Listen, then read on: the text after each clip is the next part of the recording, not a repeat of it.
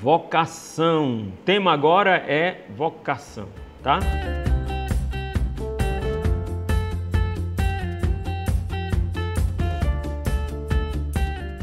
Leandro, Moisés, responde de que forma você conheceu a Aimee e a chamou para esse carisma lindo. Em primeiro lugar, não fui eu que chamei a Aimee, foi Deus. Deus é que nos chama. Deus é quem chama você, a mim, chamou todos nós para constituir esse carisma, esta obra de Deus que não é nossa, é dele, né?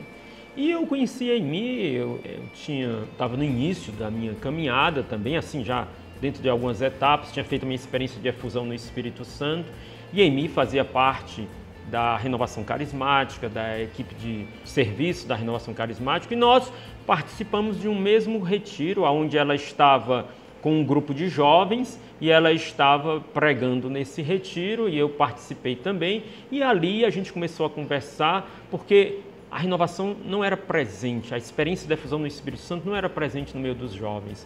E aí eu sugeri para ela, vamos fazer um seminário de vida no Espírito Santo para os jovens? E a partir dali, daquela, vamos dizer, desejo comum, experiência de Deus complementar e o desejo de evangelizar os jovens, Deus foi nos unindo e depois foi nascendo a comunidade, a Aimee estava ao lado e ela foi percebendo cada vez mais que Deus a chamava para viver, aquilo também que Deus tinha me chamado a viver, que hoje nós chamamos Comunidade Católica Shalom. Então, é uma obra de Deus, não foi simplesmente ações humanas, reflexões humanas, obra de Deus, obra de Deus. Gibeline, o que é essencial para o carisma Shalom existir? É essencial para o carisma Shalom existir? Deus.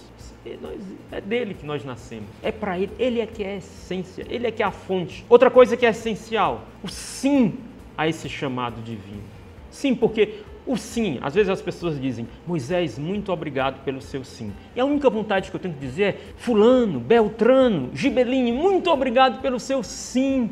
Porque a resposta a Deus, o nosso sim não está fundado simplesmente só em nós mesmos. O nosso sim está fundado no sim de Jesus. Quando o Pai diz, quem enviarei? Jesus diz, eis-me aqui, envia a mim. E Jesus veio. E é o sim de Jesus que se encarnou, morreu, ressuscitou e nos deu o seu Espírito. E fundou a igreja, e derrama o seu Espírito e faz surgir os novos carismas. É o sim de Maria, a criatura que, apoiada nos méritos de Cristo, deu o mais belo sim. Então, Deus, o sim, o nosso sim, isso daí, com certeza, é essencial. E, na verdade, o que é essencial dentro do nosso carisma? É o tripé, né? Contemplação, unidade e evangelização.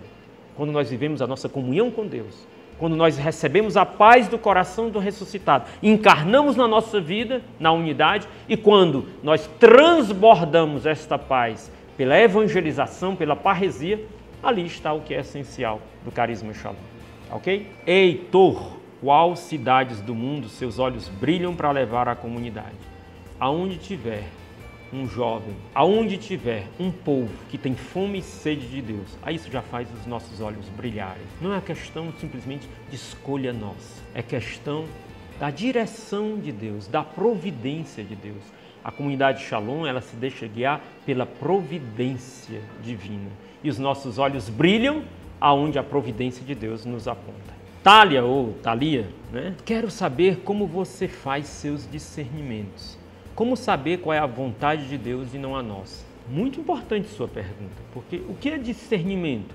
É buscar, conhecer e fazer a vontade de Deus. É reconhecer a voz de Deus em meio a muitas vozes, porque tem muitas vozes dentro de nós, né? Dentro de mim mesmo tem muitas vozes. Tem a voz da minha vontade, tem a voz dos meus sonhos, tem a voz das minhas concupiscências, que também falam dentro de nós, dentro de mim. Tem a voz do mundo, que a gente vai ouvindo, vendo tantas coisas, e o mundo também começa a ressoar dentro de nós. E tem a voz de Deus. E a gente tem que saber discernir entre essas vozes a voz de Deus. Mas vou te fazer assim uma pergunta. Por exemplo, se você estiver em casa, sozinho, no seu quarto, tá? e de repente tem um bocado de mulheres conversando na sala. E entre elas tem a voz da sua mãe. Você é capaz de reconhecer no meio de todas aquelas vozes a voz da sua mãe? Com certeza. E por quê? Porque você é íntimo dela, você a ama e você sabe que é amado por ela. Você convive com ela. Para reconhecer a voz de Deus, nós temos que crescer na nossa intimidade com Ele. Nós temos que crescer na nossa vida de oração. Porque na nossa vida de oração a gente vai poder identificar o timbre da voz de Deus na nossa vida. Claro, a oração. Também o acompanhamento externo é muito importante. Uma pessoa que nos acompanhe e nos ajude a ver aquilo que a gente não está vendo. A purificação das nossas motivações também é muito importante para que a gente possa perceber a voz de Deus. É como um quebra-cabeça que a gente vai montando e depois a gente vai percebendo e reconhecendo. Aí está a voz de Deus.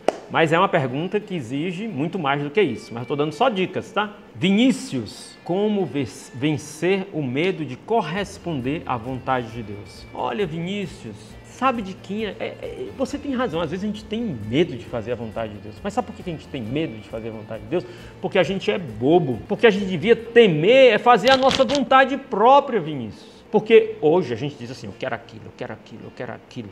E a minha vontade, aí a gente faz, e aí depois de amanhã a gente diz, meu Deus do céu, que besteira que eu fiz. Porque a nossa vontade humana é assim, ela enxerga um palmo na frente do nariz. E hoje aquilo que parece ser a melhor coisa do mundo, amanhã pode ser a pior coisa. Mas a vontade de Deus, não. A vontade de Deus, com certeza, é um caminho de ir para a felicidade.